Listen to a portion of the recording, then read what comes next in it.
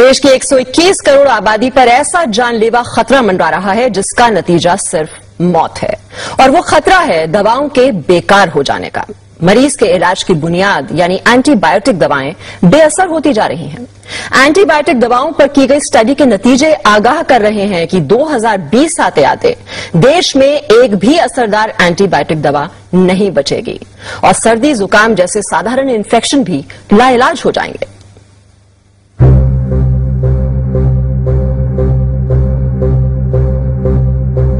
देश की 121 करोड़ आबादी पर ऐसा जानलेवा खतरा मंडरा रहा है जिसका नतीजा सिर्फ मौत है, और वो खतरा है दवाओं के बेकार हो जाने का। मरीज के इलाज की बुनियाद यानी एंटीबायोटिक दवाएं बेअसर होती जा रही हैं। एंटीबायोटिक दवाओं पर की गई स्टडी के नतीजे आगाह कर रहे हैं कि 2020 आते आते देश में एक भी असरदार एंटीबायोटिक दवा नहीं बचेगी और सर्दी जुकाम जैसे साधारण इन्फेक्शन भी लाइलाज हो जाएंगे।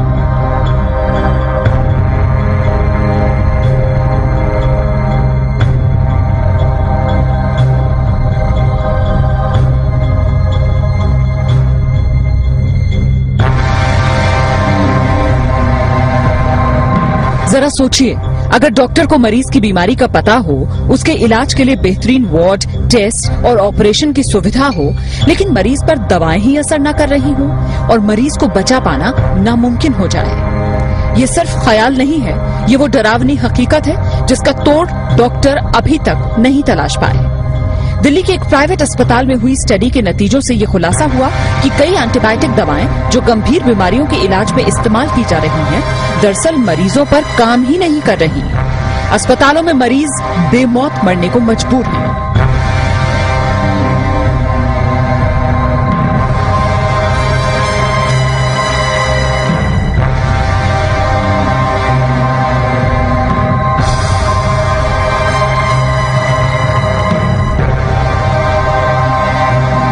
अगर हम डिस्क्रीट अब ना हो, अगर हम ये इस पे ध्यान ना दें, तो हो सकता है इवन बिफोर 2020 हमारे पास एंटीबायोटिक्स होना या न होने का कोई मतलब ना हो। 77,000 से ज्यादा मरीजों पर हुई अब तक की सबसे बड़ी स्टडी में ये पाया गया कि टीबी, निमोनिया और पेट की बीमारियों में इस्तेमाल की जाने वाली कई नई एंटीबायोटिक दवाएं अब बेकार हो चुकी हैं। टीबी के इलाज के लिए दी जाने वाली दवा 2002 में तकरीबन 98% मरीजों पर काम कर रही थी, जबकि 2009 में ये सिर्फ 48% मरीजों पर ही कारगर साबित हो पाई। निमोनिया और सांस की तकलीफ के लिए दी जाने वाली एंटीबायोटिक दवा 2002 में 25% मरीजों पर काम कर रही थी, लेकिन 2009 में ये दवा महज 3% मरीजों के काम के लायक ही रह गई थी।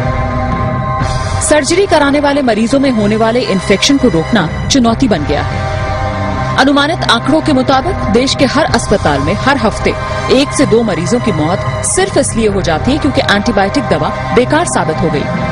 अभी से दिक्कत होनी शुरू हो गई है। कई बार हमारे पास ऐसे मरीज आते हैं जहाँ की हमारे पास कोई एंटीबायोटिक रह ही नहीं जाता है, तो हम लोगों को लगता है कि कई बार पेरिफेरल सेंटर से हमारे पास आए क्यों है, क्योंकि हमारे पास कोई दवाई नहीं रह जाती।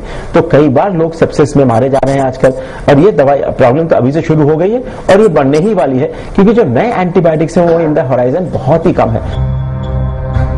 राजधानी के सर गंगाराम अस्पताल में 2001 से 2010 के बीच भर्ती हुए 77,000 मरीजों पर यह स्टडी की गई।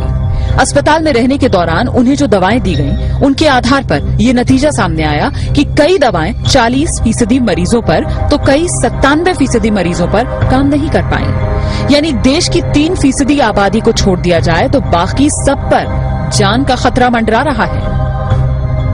मौजूदा एंटीबायोटिक दवाएं अगर इसी तरह बेअसर होती रही तो क्या बहुत से मरीजों को बेमौत मरने के लिए मजबूर होना पड़ेगा?